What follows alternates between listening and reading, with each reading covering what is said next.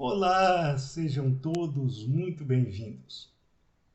Eu sou o professor Guilherme Alves de Melo Franco, especialista em Direitos Material e Processual do Trabalho e Previdenciário pela Universidade Estácio de Sá do Rio de Janeiro, formado em Direito pela Faculdade de Direito da Universidade Federal de Juiz de Fora, Minas Gerais. Estou a desenvolver no meu canal do YouTube, Guilherme Alves de Melo Franco Estudar Direito, um curso gratuito sobre os direitos material e processual do trabalho, que tem por objetivo o estudo da consolidação das leis do trabalho, artigo por artigo, e como livro base, os meus comentários à reforma trabalhista, Lei 13.467, de 13 de julho de 2017, lançados pela editora Juruá de Curitiba, no Paraná, no ano de 2021. Esta é a nossa aula de número 58 deste nosso curso gratuito de Direitos Material e Processual do Trabalho, e nela estaremos a desenvolver nossos entendimentos a respeito dos artigos 136 e 137 da Consolidação das Leis do Trabalho, que continuam a jornada normativa a respeito do Instituto de Férias. Diz o artigo 136 da Consolidação das Leis do Trabalho que a época de concessão de férias é a que melhor consulte aos interesses do empregador. Portanto, como já havíamos alertado na nossa aula anterior de número 57, a época de estabelecimento do período em que o empregado deverá cumprir o seu direito constitucional ao período de férias é determinada pelo empregador dentro daquelas datas em que melhor consulte aos seus interesses. Portanto, o empregado não pode exigir do seu empregador, ressalvadas as disposições que nós vamos analisar daqui para frente, que o empregador lhe determine a concessão de férias naquele período em que for melhor para ele empregado, porque essa obrigação, esse benefício legal pertence ao seu empregador. Os membros de uma mesma família que trabalhem no mesmo estabelecimento ou na mesma empresa terão direito a gozar as férias no mesmo período, se assim o desejarem. Então, os membros de uma mesma família que prestem serviços ao mesmo empregador, seja na empresa, em estabelecimentos diferentes ou no mesmo estabelecimento, terão direito a gozar o período de férias na mesma época. Porém, desde que não haja prejuízo ao serviço. Portanto, ainda que seja uma faculdade do empregado, membro de uma mesma família, e que prestem todos serviços àquela empresa em estabelecimento idêntico ou diverso, poderão requerer, se assim desejarem, que o empregador lhes destine a todos o mesmo lapso temporal para o cumprimento do direito ao período de férias. Todavia, não será possível esta determinação obrigatória se houver um prejuízo ao andamento normal dos serviços com a saída de todos aqueles membros pertencentes à mesma célula familiar e que laborem no mesmo empreendimento empresarial. O estudante com menos de 18 anos terá direito a fazer coincidir o período de férias anuais com aquele período em que ele estiver de férias escolares. Aqui nesta hipótese, a legislação incerta no artigo 136 da Consolidação das Leis do Trabalho, que estamos a estudar nesta nossa aula de número 58, ela não faz menção ao prejuízo ao serviço, com esta imposição de que as férias, se o empregado estudante com 18 anos assim o requerer, estejam acopladas ao período em que o mesmo estará de férias escolares. Nesse sentido, esta obrigação ela não traz em si nenhuma exceção e, portanto, se o empregado estudante com menos de 18 anos assim o requerer, o empregador terá que cumprir esta determinação legal. É importante dizer que o empregado com menos de 18 anos estudante, o empregado com mais de 18 anos, ele não terá, mesmo que seja estudante, o direito de fazer com que o período a ser destinado a ele para o cumprimento do direito de férias coincida com as férias escolares. O artigo 137 da Consolidação das Leis de Trabalho, por seu turno, determina que caso o empregador não defira as férias após 12 meses de consolidação do direito ao seu empregado,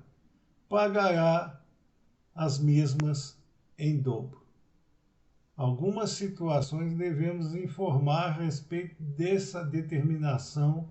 incerta no artigo 137 da Consolidação das Leis do Trabalho. Primeiro é que o empregado ele só terá direito a exigir do seu empregador o estabelecimento do período em que ele gozará o direito de férias após 12 meses, o lapso temporal de 12 meses subsequente ao período aquisitivo em que ele fez jus ao gozo das férias anuais. Portanto, como já vimos na nossa aula de número 57, o empregador tem o lapso de 12 meses após o cumprimento do período aquisitivo de férias pelo empregado para as deferir ao mesmo. Se ele não fizer nesses 12 meses posteriores ao período aquisitivo, ele terá que pagá-las em dobro. Importante informar que apenas e tão somente o pagamento será objeto de dobra, e não o gozo. Portanto, por exemplo, se o empregado tem direito a 30 dias de férias, ele não vai ter direito à dobra desse período, ou seja, ele não terá direito a 60 dias de férias. Apenas e tão somente o pagamento das mesmas é que será obrigatoriamente quitado em dobro, inclusive com relação ao terço constitucional aderido ao período de férias. Vencido o prazo dos 12 meses subsequentes ao período aquisitivo do direito de férias pelo empregado e o empregador não tiver dado ao mesmo a oportunidade deste gozo, poderá o empregado ingressar junto à Justiça Especializada do Trabalho através de um processo judiciário do trabalho, pleiteando ao magistrado responsável pela lide a fixação do período de férias a que ele terá direito de gozar. Na prática, apesar dos nossos 36 anos ininterruptos de lide judiciária junto às varas e aos tribunais especializados do trabalho, nós jamais vimos nenhuma forma de pleitear pelo empregado junto à Justiça do Trabalho qualquer situação para estes fins do artigo 137 da Consolidação das Leis do Trabalho, por dois motivos. Primeiro, que muito poucos empregados brasileiros conhecem a legislação trabalhista aplicável aos seus contratos individuais do trabalho. E segundo, que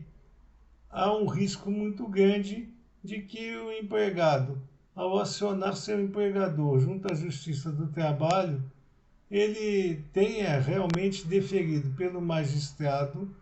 o seu período de gozo de férias. Porém, corre o risco enorme de que, vencido esse período de férias, o empregador resilida o seu pacto de emprego sem motivação justa e que será um prejuízo muito maior ao empregado,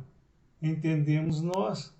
que apenas e tão somente exigir judicialmente o cumprimento do período de férias de seu empregador. Por isso, talvez seja que nesses nossos longos anos de labuta junto à Justiça Especializada do Trabalho, não tenhamos visto sequer uma oportunidade em que esse benefício legal previsto no artigo 137 da Consolidação das Leis do Trabalho tenha sido exercido por qualquer empregador. Mas, caso esse exercício tenha sido efetivamente utilizado pelo empregado, a cópia da decisão será remetida imediatamente pelo magistrado do trabalho, e neste caso aqui, como